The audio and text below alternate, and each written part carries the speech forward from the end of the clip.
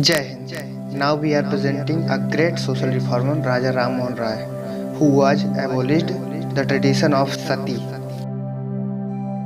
Ram Mohan Rai was a great reformer of Indian religious, social and educational reformer, who challenged traditional Hindu culture and edited lines of progress for Indian society under British rule. He is sometimes called the father of modern India. Early life of Raja Ram Mohan Rai. He was born in British-ruled Bengal to prosperous family of the Brahman class. Little is known of his early life and education, but he seems to have developed orthodox religious ideas at an early age. As a youth, he traveled widely outside Bengal and mastered several languages: Sanskrit, Persian, Arabic, and English. In addition to his native Bengali and Hindi, Roy supported himself by money lending, managing his small estate, and speculating in British East India Company bonds. In 1805, he was employed by John Digby, a lower company of official who introduced him to Western culture and literature. For the next 10 years, Roy drifted in and out of British East India Company service as Digby's assistant.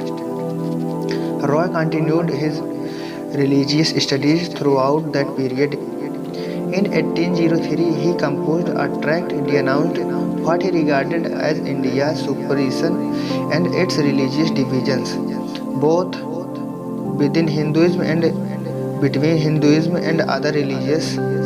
As a remedy for those ills, he advocated a monotheistic Hinduism in which religion guide the adherent to the absolute originator who is the first principle of our religions. He sought a philosophical basis for the religious beliefs in the Vedas and the Upanishads, translating those ancient Sanskrit treatises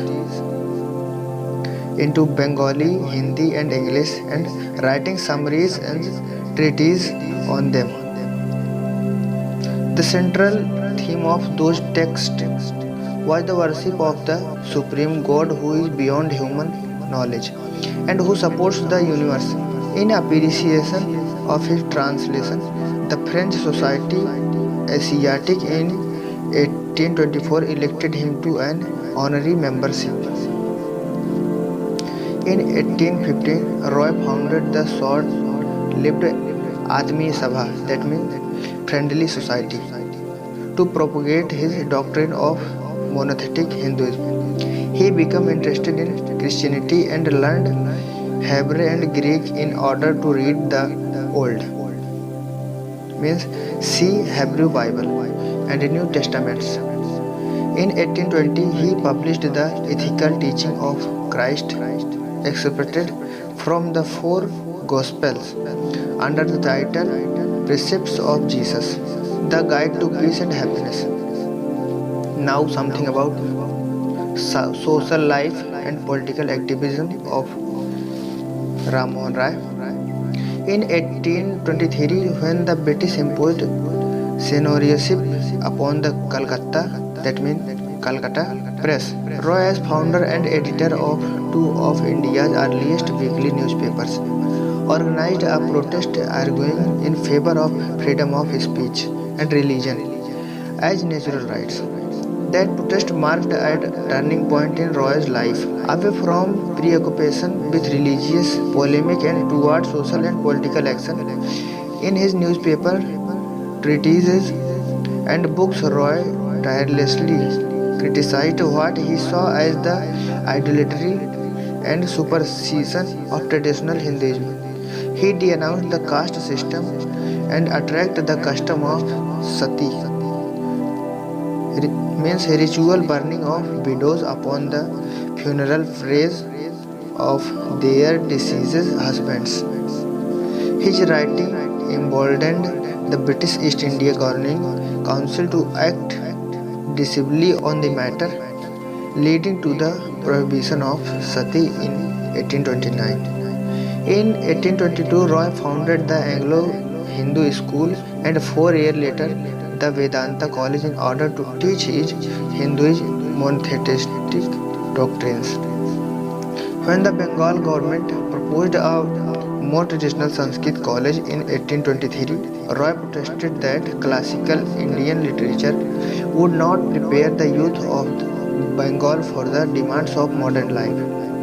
He proposed instead a modern Western curriculum of study. Roy also led a protest against the outmoded British legal and revenue administration in India. In August 1828, Roy formed the Brahmo Samaj, that means Society of Brahma, a Hindu reformist sect that utilized Unitarian and other liberal Christian elements in its beliefs. The Brahma Samaj was to play an important part later in the century as a Hindu movement of reform. In 1829, Roy joined to England as the unofficial representative of the titular King of Delhi. The King of Delhi granted him to the title of Raja, though it was unrecognized by the British. Roy was well received in England, especially by Unitarians there and by King William IV. Roy died of a fever while in the care of Unitarian friends at Bristol, where he was buried. Roy's importance in modern India history rests partly upon the broad scope of his social vision and the striking modernity of his thought. He was a tireless social reformer, yet he also revived the interests in the ethical principle of the Vedanta school. As a counterpoise to the Western assault on Indian culture, in his textbooks and treatises, he contributed to the popularizing of the Bengali language, while at the same time he was the first Indian to apply to the Indian environment the fundamental social and political ideas of the French and American revolutions.